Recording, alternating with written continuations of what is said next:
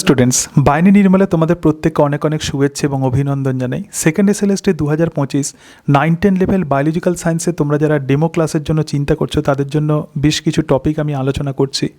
প্রধানত ডেমো ক্লাসে কিন্তু সময় খুব কম দেওয়া হচ্ছে, অর্থাৎ 2 থেকে 3 মিনিটের মধ্যে, 3 মিনিট তো আমি খুব বেশি বললাম, 2 মিনিটের মধ্যে কিন্তু তোমাকে একটা পার্টিকুলার টপিক বুঝিয়ে দিয়ে আসতে হবে এবং এই 2 মিনিটের মধ্যেই তোমাকে দেখিয়ে দিয়ে আসতে হবে যে তোমার টিচিং স্কিল কেমন, তার সঙ্গে সঙ্গে তুমি স্টুডেন্টসদের সঙ্গে কেমনভাবে ইন্টারাক্ট করছো, বোর্ড কীভাবে ব্যবহার করছো, কীভাবে কোনো একটা শক্ত টপিক সহজভাবে বুঝিয়ে দিয়ে আসছো, এই 2 থেকে 3 মিনিটের মধ্যে তোমাকে বলে দিয়ে আসতে হবে। এর সাথে সাথে ইন্টারভিউ যেভাবে হচ্ছে, তোমরা যে টপিক ডেমো হিসাবে চয়েস করছো, তো সেই ডেমো টপিক থেকে বিভিন্ন প্রশ্ন করা হচ্ছে, সাবজেক্ট থেকে কিছু প্রশ্ন করা হচ্ছে, এমনকি তোমার সম্বন্ধে কিছু বলতে বলা হচ্ছে, তোমার কি ভালো লাগে সেটা বলতে বলা হচ্ছে, এবং কারো কারো ক্ষেত্রে কোনো ক্ষেত্রে আবার ক্লাসরুম ম্যানেজমেন্ট থেকেও প্রশ্ন করা হচ্ছে। তাহলে ওভারঅল প্রধানত এইভাবেই ইন্টারভিউ হচ্ছে। কিন্তু তোমরা যে চিন্তা করছো, যেটা খুব দুশ্চিন্তা করছো, যে 2 থেকে 3 মিনিটের মধ্যে কিভাবে বায়োলজিক্যাল সায়েন্সের কোনো একটা টপিক বুঝিয়ে দিয়ে আসবে, তো সেই কারণের জন্যই প্রধানত আমি এই সিরিজ এনেছি। এক্ষেত্রে ক্লাস 9-এর প্রথমে আমি বিভিন্ন বিষয়ে আলোচনা করছি। আগের দিন 3টে টপিক আলোচনা করেছি এবং আজকেও বোটানের কিছু টপিক নিয়ে আলোচনা করব। তো এই যে ভিডিওগুলো তোমাদেরকে দিচ্ছি, তোমরা এই টপিকগুলো দেখবে, যেটা তোমাদের পছন্দ মনে হবে, তো সেই রকম টপিকই তোমরা ডেমো হিসাবে চয়েস করবে। আমি জাস্ট তোমাদেরকে হেল্প করছি যে খুব কম সময়ের মধ্যে কিভাবে ছবির সাহায্যে তোমরা বিষয়টা বুঝিয়ে দিয়ে আসবে। এবং মনে রাখবে, ডেমোতে কিন্তু তোমাকে ছবি অবশ্যই ব্যবহার করতে হবে। তুমি যদি লিখতে যাও তাহলে কিন্তু সময় পাবে না, সময় যেহেতু খুব কম, সুতরাং লেখার কোনো ব্যাপার নেই, তোমার ডেমনস্ট্রেশনে কিন্তু ছবিই কথা বলবে। ঠিক আছে? আচ্ছা, আজকে আরও একটা খুব ইম্পর্ট্যান্ট বা খুব সুন্দর একটা ডেমো টপিক আমরা আলোচনা করব ক্লাস 9 থেকে, এবং সেটি হলো অভিশ্রবণ। তো কিভাবে অভিশ্রবণ খুব কম সময়ের মধ্যে ডেমো দেবে সেটা একটু তোমাদেরকে দেখানোর চেষ্টা করছি।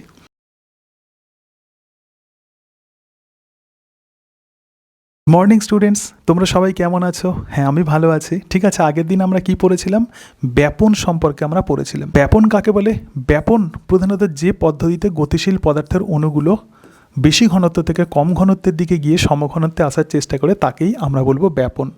তো আজকে আমরা এরকম টাইপেরই একটা স্পেশাল টাইপের ব্যাপন পড়ব এবং সেই ব্যাপনকে আমরা বলবো অভিশ্রবণ। তো এক্ষেত্রে অভিশ্রবণকে আমরা কেন স্পেশাল টাইপের ব্যাপন বলবো? কারণ যেখানে জলের অণু বেশি থাকে, তো সেই বেশি জলের অণুযুক্ত অঞ্চল থেকে যেখানে জলের অণু কম থাকে, তো সেই দিকে জল প্রধানত যায়, এবং সেই জন্যই অভিশ্রবণ কিন্তু একটা স্পেশাল টাইপের ব্যাপন। ঠিক আছে? অভিশ্রবণ একটা বিশেষ প্রকৃতির ব্যাপন। তো আমরা দেখব যে কিভাবে এই অভিশ্রবণ পদ্ধতি সম্পন্ন হয়। দেখো, অভিশ্রবণ পদ্ধতি সম্পন্ন হওয়ার জন্য কিন্তু একটা বিশেষ পর্দার প্রয়োজন হয়, এবং সেই পর্দাটার নাম হলো অর্ধভেদ্য পর্দা। ঠিক আছে? আমি একটু আঁকার চেষ্টা করছি, দেখো। তাহলে সেই পর্দাটার নাম কি? অর্ধভেদ্য পর্দা।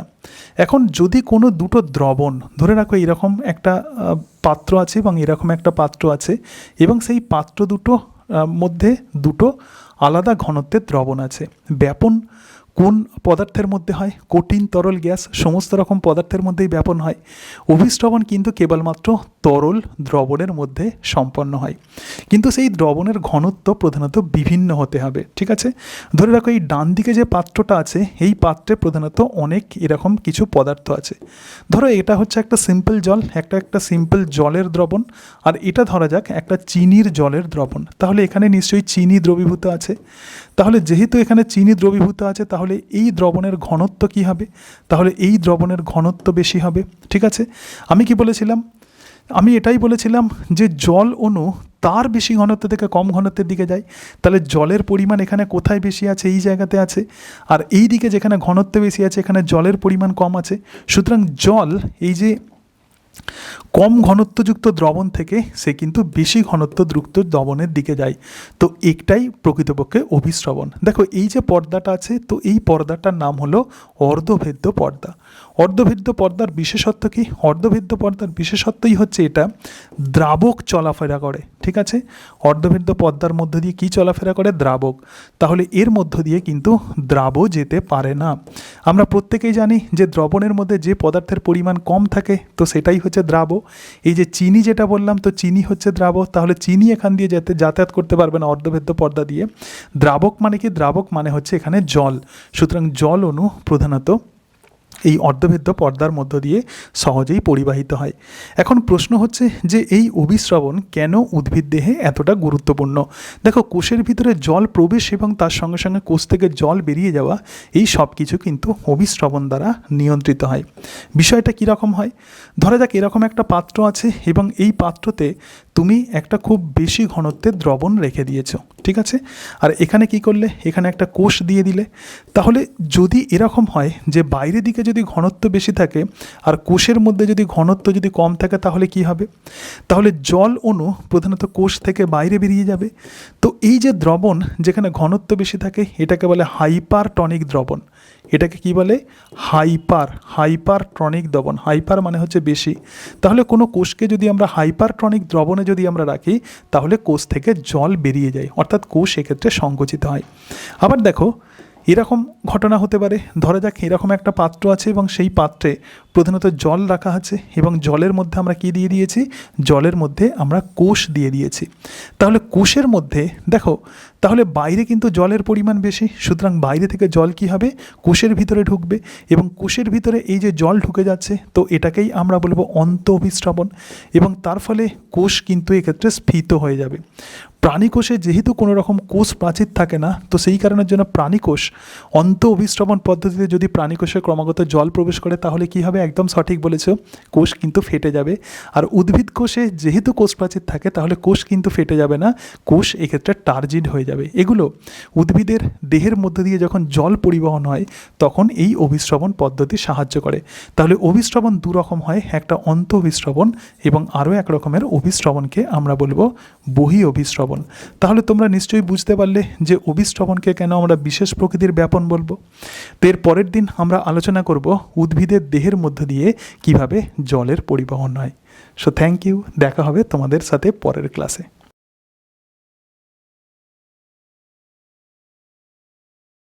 মর্নিং স্টুডেন্টস, তোমরা সবাই কেমন আছো? একদম আমি তো ভালোই আছি।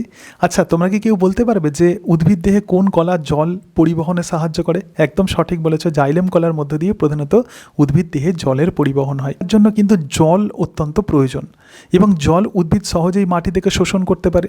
আবার আমাদের বেঁচে থাকার জন্যও কিন্তু জলের প্রয়োজন। তাহলে আমাদের যদি বাড়ি যদি দোতলা হয় বা তিনতলা হয়, জল কিসের সাহায্যে ওঠে?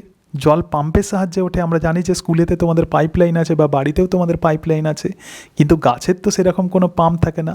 তাহলে গাছের দেহেতে বা পাতায়, একটা ধরো খুব উচ্চ একটা গাছ আছে, উঁচু গাছ আছে, তাহলে তার পাতায় কিভাবে জল পৌঁছে যায়, আজকে আমরা এটা সম্পর্কেই আলোচনা করব। অর্থাৎ জাইলেম কলার মধ্য দিয়ে যে তোমরা বললে যে জল পরিবাহিত হয়, তো জাইলেম কলার মধ্য দিয়ে জলের এই যে পরিবহন হচ্ছে, তো তাকেই আমরা বলবো রসের উৎস্রোত। তাহলে যে পদ্ধতিতে উদ্ভিদ প্রকৃতপক্ষে মূলরম দ্বারা শোষিত জল পাতায় পৌঁছে দেয়, তো তাকেই আমরা বলবো রসের উৎস্রোত। যাক, একটা যদি গাছের আমরা ছবি আঁকি, একদম মূল থেকে কাণ্ড পর্যন্ত আমরা ছবি আঁকবো, ঠিক আছে। ধরো যাক এক্ষেত্রে মূল আছে, তাহলে এটা মূল আছে এবং তার সঙ্গে সঙ্গে এখানে কাণ্ড আছে, এর সাথে সাথে গাছের এখানে পাতা আছে। তো এই যে গাছের একদম পাতা থেকে মূল পর্যন্ত একটা অবিচ্ছিন্ন জলস্তম্ভ বর্তমান। কীরকম?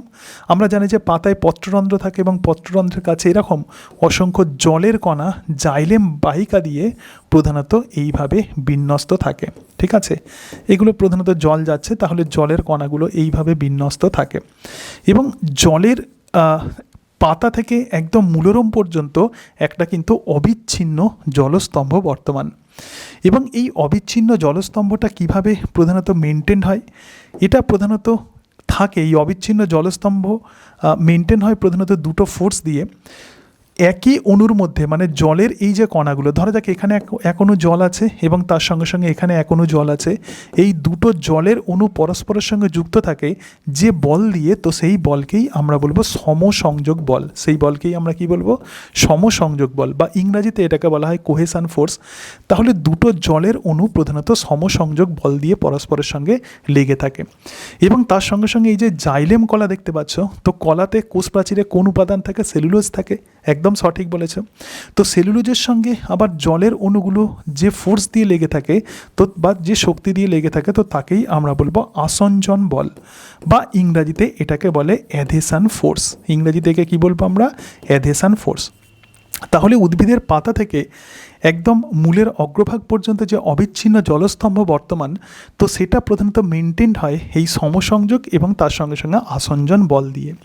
এবং সেই জন্যই এই যে রসের উৎসতে প্রধানত কিভাবে সম্পন্ন হয়, একটা গাছের মূল থেকে জল কিভাবে পাতায় পৌঁছায় অত উঁচুতে, তো বিভিন্ন বিজ্ঞানী বিভিন্ন রকমের থিওরি দিয়েছেন এবং এই যে থিওরি তোমাদেরকে বোঝাচ্ছি এটাই কিন্তু প্রকৃতপক্ষে মোস্ট অ্যাকসেপ্টেড থিওরি এবং এই থিওরিকে আমরা বলবো বাষ্পমোচন টান মতবাদ। এবং এটা দিয়েছিলেন যে বিজ্ঞানী, তো সেই বিজ্ঞানীর নাম হচ্ছে ডিকসন এবং জলি। দেখো আমরা প্রত্যেকেই জানি যে উদ্ভিদ প্রধানত জল শোষণ করে এবং ম্যাক্সিমাম জল কিন্তু বাষ্প আকারে বাইরে নির্গত হয়। তাহলে দেখো এখানে আমি যে পাতা এঁকেছি, তো পাতার মধ্যে প্রধানত কি থাকে, পাতার মধ্যে প্রধানত পত্ররন্ধ্র থাকে। তো এবার কি হয়, এই যে পত্ররন্ধ্র আছে, তো পত্ররন্ধ্রের মধ্যে দিয়ে জল প্রধানত বাষ্প আকারে নির্গত হয়। ধরা যাক এই যে অংশটা আছে, এই জলের এই জায়গাটা প্রধানত বাষ্প আকারে নির্গত হয়ে গেল। যদি নির্গত হয় তাহলে পাতার এখানে একটা ফাঁকা শূন্য স্থান পড়ে থাকবে, তাহলে এই জায়গাটা কি হয়ে গেল, শূন্য হয়ে গেল। দেখো এই জায়গাটা তাহলে কি হয়ে গেল, শূন্য হয়ে গেল। এই শূন্য স্থান পূরণ করার জন্য তখন পাশের জলের অণুগুলো এখানে ছুটে আসবে। তাহলে তাই যদি আসে, পাশের জলের অণুগুলো যদি ছুটে আসে তাহলে কি হবে, তাহলে এই যে অবিচ্ছিন্ন জলস্তম্ভে একটা টান পড়বে। তার মানে কি, ধরা যাক তুমি কোনো ছাদ থেকে একটা দড়ি ঝুলিয়ে দিয়েছো, তাহলে ওপর থেকে তুমি যদি টানো তাহলে দড়িটা ক্রমশ কী হবে, তোমার কাছে চলে আসবে, মানে দড়িটা ক্রমশ উপর দিকে উঠবে।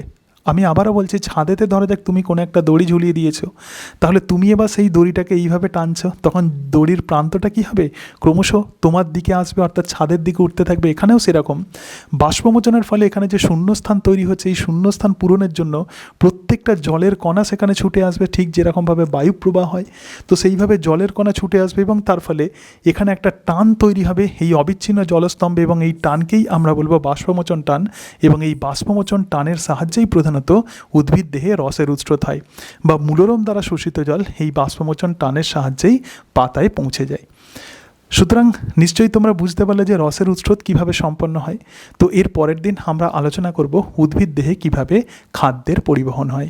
ক্লাস 9-এর আরও একটা টপিক আমি তোমাদেরকে ডেমো দিয়ে দেখাচ্ছি, প্রধানত খাদ্যের পরিবহন ডেমো দিয়ে দেখাচ্ছে। দেখো খুব কম সময়ের মধ্যে কিন্তু তোমাকে বুঝিয়ে দিয়ে আসতে হবে। আমি আবারও বলছি, তোমার ডেমনস্ট্রেশনে কিন্তু ছবি কথা বলবে। আমি যেভাবে ছবি আঁকছি এই সমস্ত ছবি তোমরা ব্যবহার করতে পারো বা তোমাদের নিজের মতো করে ছবি ব্যবহার করতে পারো, কিন্তু ডেমো দিতে গেলে কিন্তু অবশ্যই কিন্তু স্ক্রিপ্ট তৈরি করে নেবে। এটা কিন্তু খুব গুরুত্বপূর্ণ, খাতাতে লিখে নেবে এবং সেটাকে বারবার পড়বে, রেকর্ড করবে, আয়নার সামনে দাঁড়িয়ে সেটাকে প্র্যাকটিস করবে এবং 2 থেকে 3 মিনিটের মধ্যে প্রধানত যে কোনো টপিক তোমাকে রেডি করে ফেলতে হবে।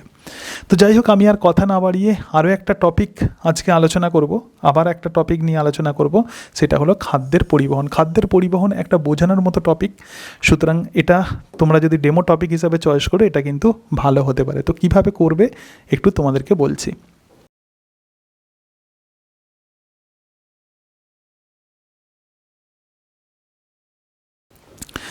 Good morning students. আগের দিন আমরা রসের উৎস সম্পর্কে পড়েছিলাম। তো রসের উৎসতে আমরা দেখেছিলাম যে উদ্ভিদের জল পরিবহন প্রধানত কোন কলার মধ্য দিয়ে হয়, একদম সঠিক বলেছে, জাইলেম কলার মধ্য দিয়ে।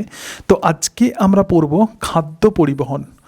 দেখো জল পরিবহন প্রধানত কোন দিকে হয়েছিল, আমরা দেখেছিলাম মাটি থেকে একদম উপরের দিকে অর্থাৎ পাতার দিকে, তার মানে নিচে থেকে উপরের দিকে প্রধানত জলের পরিবহন হয়। কিন্তু খাদ্য পরিবহন প্রধানত উপর থেকে নিচের দিকে, তার মানে খাদ্য পরিবহন প্রধানত উদ্ভিদের এই যে উপর থেকে নিচের দিকে যেমন হয় এবং তার সঙ্গে সঙ্গে পাশেও কিন্তু খাদ্য পরিবহন হয়। এবং খাদ্য পরিবহনে যে কলা সাহায্য করে সেটা হলো ফ্লোয়েম কলা। প্রকৃতপক্ষে ফ্লোয়েম কলার যে সিবনল এবং তার সঙ্গে সঙ্গে সঙ্গী কোষ আছে, এরাই প্রধানত খাদ্য পরিবহনে সাহায্য করে।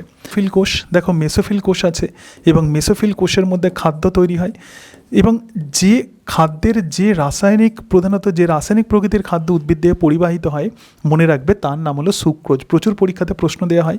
তাহলে এই যে কোষ আছে, তো এটাই হচ্ছে মেসোফিল কোষ এবং মেসোফিল কোষ থেকে এই খাদ্য প্রধানত আরও একটা কোষে যায়, তার নাম হচ্ছে বান্ডিল আবরণী কোষ। তাহলে বান্ডিল আবরণী কোষে মেসোফিল কলা থেকে খাদ্য চলে যায়। ফ্লোয়েম প্যারেনকাইমা থেকে এবার খাবার কোথায় যাবে, এরপরে ফ্লোয়েম প্যারেনকাইমা থেকে এই খাবার বা সুক্রোজ জাতীয় খাদ্য প্রধানত চলে যাবে প্রধানত সঙ্গী কোষে। ঠিক আছে, তাহলে কোথায় চলে যাবে এটা? সঙ্গী কোষে।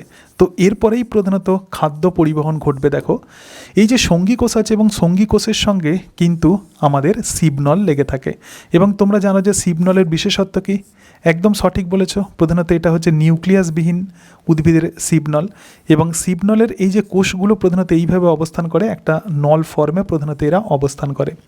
তো যাই হোক, এই যে সঙ্গী কোষের মধ্যে এই যে কোষের মধ্যে যে খাদ্য ছিল, তো এই খাদ্যগুলো প্লাজমোডেসমাটা, এখানে প্লাজমোডেসমাটা থাকে, তো প্লাজমোডেসমাটার মধ্য দিয়ে শিবনলের মধ্যে প্রবেশ করবে। তাহলে শিবনলের মধ্যে তো খাবার চলে এলো, তো খাবার এবার তাহলে নিচের দিকে কিভাবে নামবে? পাতায় উৎপন্ন খাদ্যকে কোথায় যেতে হবে? মূলেতে যেতে হবে। তো কিভাবে যাবে এটা? তো এটা যাওয়ার জন্য অবশ্যই আরও একটা কলা সাহায্য করে, এবং সেই কলাটার নাম হচ্ছে জাইলেম কলা। তো জাইলেম কলার মধ্য দিয়ে কিসের পরিবহন হয়? প্রথমেই সেই জন্য তোমাদেরকে প্রশ্ন করলাম, জাইলেম কলার মধ্য দিয়ে প্রধানত জলের পরিবহন হয়। এবার দেখো এখানে তাহলে জাইলেম কলা আছে, সুতরাং এটা হচ্ছে জাইলেম কলা।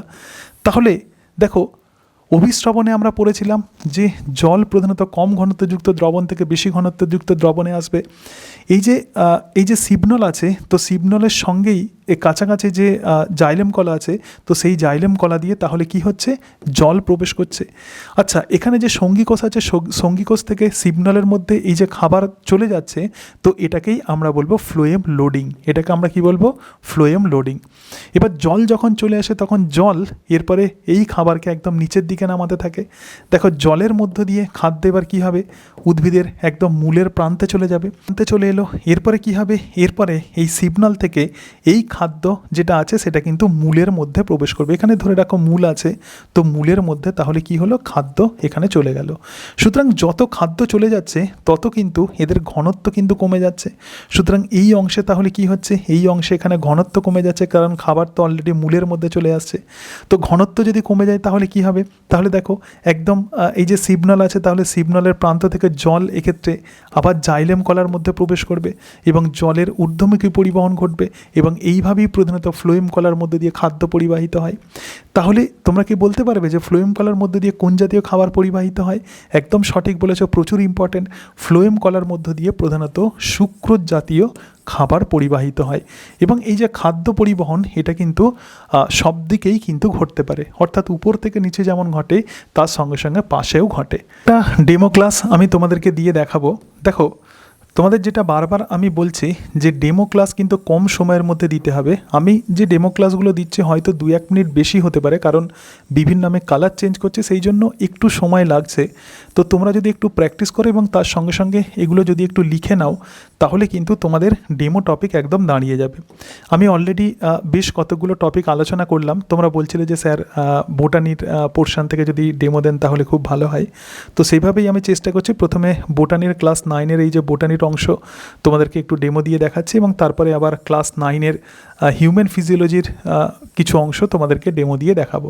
ঠিক আছে, তাহলে একদম ক্লাস 9-এর আজকে বোটানি পোর্শনের লাস্ট অংশ তোমাদেরকে ডেমো দিয়ে দেখাবো, কোষীয় শ্বসন। তোমরা অনেকেই বলছো স্যার মাইটোকন্ড্রিয়া যদি গঠনটাকে যদি ডেমো দিয়ে দেখানো যায় তাহলে কেমন হয়? আমি তোমাদেরকে বলবো যে মাইটোকন্ড্রিয়ার এইভাবে মানে গঠন না দিয়ে তোমরা কোষীয় শ্বসন এটা কিন্তু ডেমো দিয়ে দেখাতে পারো, তাহলে তুলনামূলকভাবে আমার মনে হয় এটা বেটার হবে।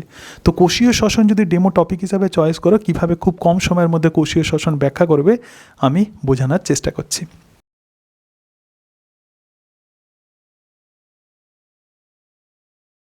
মর্নিং স্টুডেন্টস, আগের দিন তো আমরা শ্বসন সম্পর্কে পড়েছিলাম। আচ্ছা, তোমরা কি কেউ বলতে পারবে যে শ্বসন প্রকৃতপক্ষে কত রকমের হয়? একদম সঠিক বলেছো, শ্বসন প্রধানত 2 ধরনের হয়, একটা বহিঃশ্বসন আর একটা হচ্ছে অন্তঃশ্বসন।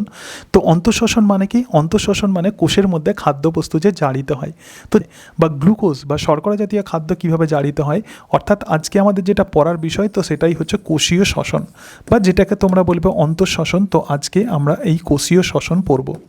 দেখো কোষীয় শ্বসনে প্রধানত যে প্রধান শ্বসন বস্তু ব্যবহৃত হয় তো সেটাই হচ্ছে গ্লুকোজ, এবং এই গ্লুকোজ কি হয়? গ্লুকোজ প্রধানত অক্সিজেনের সাহায্যে জারিত হয়ে এক্ষেত্রে 38 অণু এটিপি তৈরি করে। তো সবাত শ্বসন, তো গ্লুকোজের এই যে জারণ হচ্ছে এটাই সবাত শ্বসন। তো কোষীয় শ্বসন বলতে প্রধানত আমরা সবাত শ্বসনকেই বুঝি।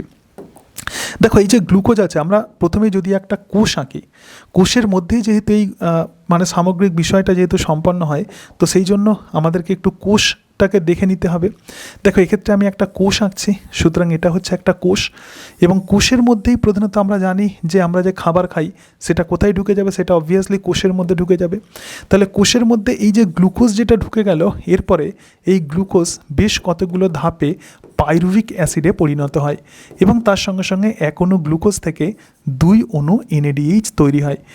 এবং এই সামগ্রিক পদ্ধতিটা কিন্তু কোষের সাইটোপ্লাজমের মধ্যে ঘটে, সুতরাং এই প্রসেসকে আমরা বলবো গ্লাইকোলাইসিস।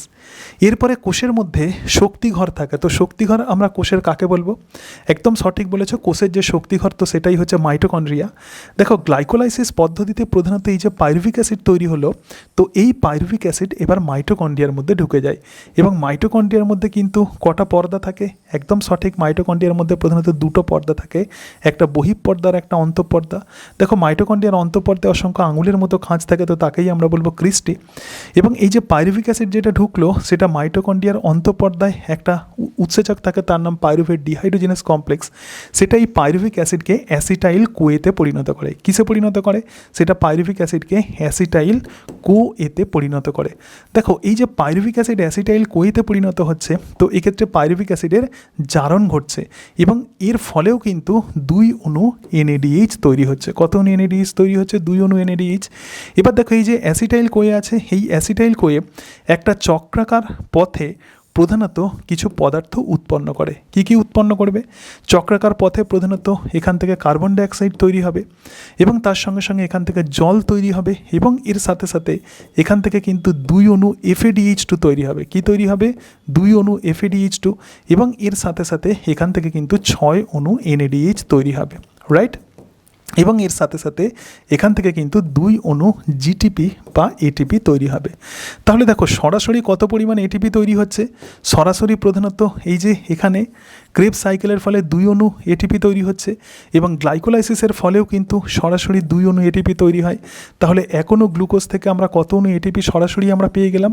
1 অণু গ্লুকোজ থেকে আমরা 4 অণু ATPর হিসাব এখানে পেয়ে গেলাম। যে NADH আছে, তো NADH তাহলে মোট কত অণু NADH তৈরি হচ্ছে? NADH তৈরি হচ্ছে তাহলে 10 অণু। কীভাবে?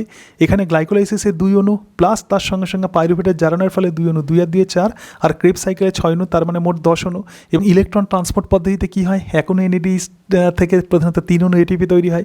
তাহলে মোট কত অণু ATP আমরা পাবো? 30 অণু ATP পাবো। এর সাথে সাথে দেখো ক্রেবস সাইকেলের ফলে 2 অণু FADH2 তৈরি হয়েছে আর 1 অণু FADH2 থেকে প্রধানত কত অণু ATP তৈরি হয়?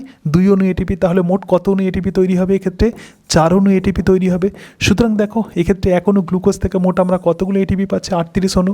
তাহলে ম্যাক্সিমাম ATP কিন্তু মাইটোকন্ড্রিয়ার মধ্যে তৈরি হয় এবং সেই জন্যই মাইটোকন্ড্রিয়াকে বলা হয় কোষের শক্তিঘর। তো এই হচ্ছে সামগ্রিকভাবে কোষীয় শ্বসন। তো এই যে জায়গাটা দেখতে পাচ্ছি ইলেকট্রন ট্রান্সপোর্ট সিস্টেম, তো এই পদ্ধতিতে প্রধানত ATP তৈরি হচ্ছে এবং একেই আমরা বলবো অক্সিডেটিভ ফসফোরাইলেশন।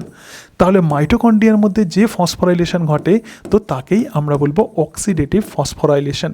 এর সাথে সাথে আমরা আগে সালোক সংশ্লেষে পড়েছিলাম ATP তৈরি হওয়ার প্রসেস, তো তাকে আমরা কি বলবো? একদম সঠিক বলেছে, তো তাকেই আমরা বলবো ফটোফসফোরাইলেশন, কারণ আলোকের সাহায্যে এটা হয়। আর এক্ষেত্রে ফসফোরাইলেশন অক্সিজেনের সাহায্যে যেহেতু হচ্ছে, তো সেই জন্যই এটাকে আমরা বলবো অক্সিডেটিভ ফসফোরাইলেশন। তাহলে আশা করি তোমরা কোষীয় শ্বসন সম্পর্কে ভালোভাবে বুঝতে পেরেছো। এর সঙ্গে সঙ্গে মাইটোকন্ড্রিয়াকে কেন কোষের শক্তিঘর বলা হয় তোমরা বুঝতে পেরেছো। এর পরের দিন আমরা আলোচনা করব সন্ধান পদ্ধতি সম্পর্কে, অর্থাৎ অবত শ্বসন এবং তার সঙ্গে সঙ্গে কোহল সন্ধান, তাদের মধ্যে কি পার্থক্য পরের দিন আলোচনা করব। তাহলে ক্লাস 9-এ বোটানির যে পোর্শন, আমি বেশ কতগুলো অংশ তোমাদের সঙ্গে আলোচনা করলাম। তো ক্লাস 9-এর বোটানির অংশ আমার মনে হয় ডেমো দেওয়ার মতো প্রধানত এই সমস্ত টপিকগুলোই আছে। তো এগুলো একটু তোমরা প্র্যাকটিস করবে। আমি যে ভিডিওগুলো দিলাম, তো এই ভিডিওগুলো তোমরা একটু দেখবে এবং দেখে তোমাদের যদি সুইটেবল মনে হয় তো তাহলে সেই টপিকগুলো তোমরা চয়েস করবে। এরকমভাবে আবার আমি হিউম্যান ফিজিওলজি থেকেও কিছু ডেমো পরের ক্লাসে আমি তোমাদেরকে দিয়ে দেখানোর চেষ্টা করব। খুব কম সময়ের মধ্যে তোমরা যদি ডেমো টপিক হিসাবে এগুলো চয়েস করো, কী কী বিষয়গুলো বলবে সেগুলো তোমাদের সাথে আমি আলোচনা করব। হয়তো আমার ডেমোটা এটা দেওয়া হয়তো 2-1 মিনিট হয়তো বেশি হলো, যেহেতু আমি কালার চেঞ্জ করছি আবার বলছি, তো সেই কারণের জন্য একটু বেশি হলো। কিন্তু ওখানে তো তোমাদের কালার চেঞ্জ করতে হবে না, জাস্ট তোমরা ডিরেক্টলি তোমরা বোর্ডে লিখবে। সুতরাং আমার মনে হয় যে এইভাবে যদি ফলো করো তাহলে 2-3 মিনিটের মধ্যে তোমরা কিন্তু সহজেই এই গুরুত্বপূর্ণ টপিকগুলো ডেমো হিসাবে দিতে পারবে। এর সাথে সাথে তোমাদেরকে বলি যে ডেমো টপিক হিসাবে যেটা চয়েস করবে সেই সম্পর্কে কিন্তু ডিটেলস নলেজ নিয়ে যাবে, কারণ ইন্টারভিউতে এই ডেমো টপিক তুমি যেটা চয়েস করছো সেখান থেকে কিন্তু প্রচুর প্রশ্ন করা হচ্ছে।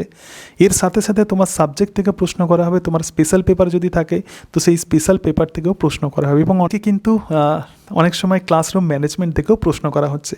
এবং আমি এরকমও খবর পেয়েছি যে কাউকে কাউকে বলছে যে বোর্ড ব্যবহার করতে হবে না, আপনি যে কোনো একটা টপিক এক্ষেত্রে আপনি মানে মুখেই ডেমো হিসাবে দিন। তাহলে সেরকম যদি তোমাকে বলা হয় তো সেটাও কিন্তু তোমাকে কিন্তু মেন্টাল প্রিপারেশান নিয়ে যেতে হবে। ইন্টারভিউয়ের জন্য সমস্ত রকমের সিচুয়েশানের জন্য তোমাকে কিন্তু মানসিকভাবে প্রস্তুতি নিতে হবে, এটা খুব গুরুত্বপূর্ণ। আচ্ছা, তোমাকে যদি বলা হয় যে যে কোনো একটা টপিক তুমি মানে মুখে মুখে তুমি ডেমো দাও, তোমাকে বোর্ড ব্যবহার করতে হবে না, তাহলে সেক্ষেত্রে তুমি কিভাবে বলবে?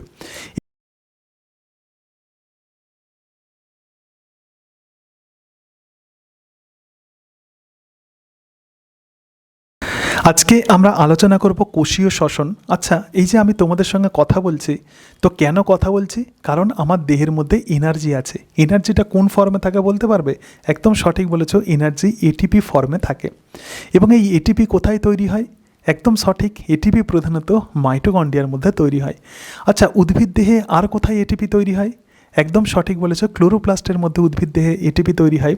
এখন একটা কোষের মধ্যে প্রধানত গ্লুকোজ প্রবেশ করে। আমরা যখন খাবার খাই সেটা ডাইজেশন হয়, এবং ডাইজেশন হয়ে শেষে শোষিত হয়ে কোষের মধ্যে প্রবেশ করে, এবং সেই গ্লুকোজ কোষের মধ্যে প্রবেশ করার পরে সেটা গ্লাইকোলাইসিস পদ্ধতিতে ভেঙে যায় পাইরুভিক অ্যাসিডে, এবং তার সঙ্গে সঙ্গে এনএডিএইচ তৈরি হয়। এর সাথে সাথে 2 অণু এটিপি সরাসরি তৈরি হয়। এরপরে এই পাইরুভিক অ্যাসিড মাইটোকন্ড্রিয়ার মধ্যে ঢুকে যায়। মাইটোকন্ড্রিয়ার অন্তঃপর্দায় একটা গুরুত্বপূর্ণ উৎসেচক থাকে, তার নাম পাইরুভেটের ডিহাইড্রোজেনাস কমপ্লেক্স। সেটাই পাইরুভিক অ্যাসিডকে জারিত করে অ্যাসিটাইল কোয়েতে পরিণত করে, এবং এই অ্যাসিটাইল কোয়ে এবার মাইটোকন্ড্রিয়ার ম্যাট্রিক্সের মধ্যে একটা চক্রের মধ্যে দিয়ে যায়, এবং সেই চক্রকেই আমরা বলবো ক্রেব সাইকেল। ক্রেব সাইকেলের ফলে 2 অণু জিটিপি তৈরি হয়, যেটা অনেকটা এটিপির মতো। এর সঙ্গে সঙ্গে 6 অণু এনএডিএইচ তৈরি হয়, এবং 2 অণু এফএডিএইচ2 তৈরি হয়।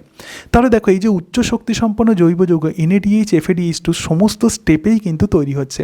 গ্লাইকোলাইসিসে 2 অণু এনএডিএইচ, পাইরুভেটের জারণের ফলে 2 অণু এনএডিএইচ, ক্রেব সাইকেলের ফলে 2 অণু এফএডিএইচ2 এবং 6 অণু এনএডিএইচ তৈরি হয়। 1 অণু এনএডিএইচ থেকে প্রধানত 3 অণু এটিপি তৈরি হয়, যে পদ্ধতিতে তো তাকেই আমরা বলবো electron transport system. Electron transport সিস্টেমের এনজাইমগুলো মাইটোকন্ড্রিয়ার অন্তঃপর্দার মধ্যে থাকে, এবং সেগুলি ইলেকট্রন পরিবহন করে, এবং তার ফলে এনএডিএইচ এবং এফএডিএইচ2 থেকে এটিপি তৈরি হয়। কি পদ্ধতিতে তৈরি হয় তার নাম হচ্ছে কেমিও অসমোটিক পদ্ধতি। তোমরা যখন ক্লাস 11-এ উঠবে তখন এই সম্পর্কে তোমাদের ভালো ধারণা তৈরি হবে।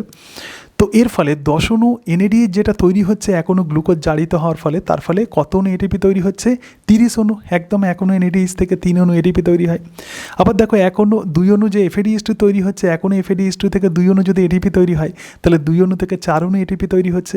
তাহলে 30 আর 4 কত হলো? 34 অণু, 34। এবং গ্লাইকোলাইসিসে আমরা দেখেছিলাম সরাসরি 2 অণু এটিপি তৈরি হচ্ছে, এবং তার সঙ্গে সঙ্গে ক্রেব সাইকেলেও কিন্তু 2 অণু জিটিপি তৈরি হয়। তাহলে 1 অণু গ্লুকোজ থেকে জারিত হয়ে গ্লুকোজ জারিত হয়ে মোট 38 অণু এটিপি তৈরি হয়। তো এই হচ্ছে সামগ্রিকভাবে কোষীয় শ্বসন, এবং এই কারণের জন্যই যেহেতু মাইটোকন্ড্রিয়ার মধ্যে ম্যাক্সিমাম এটিপি তৈরি হচ্ছে, সেই জন্যই মাইটোকন্ড্রিয়াকে বলা হয় কোষের শক্তিঘর।